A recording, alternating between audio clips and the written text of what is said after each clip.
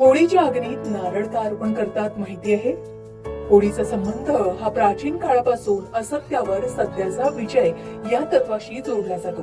प्रल्हाद आणि होलिका यांच्या कथेमध्ये अहंकार, अन्याय आणि दुष्ट प्रवृत्ती अग्नीमध्ये भस्म झाल्या.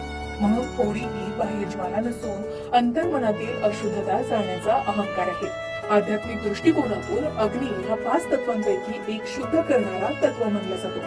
अग्नीमध्ये अर्पण केलेली वस्तू म्हणजे आपले दोष, अहंकार, भीती आणि नकारात्मक विचार यांचे प्रतीक आहे.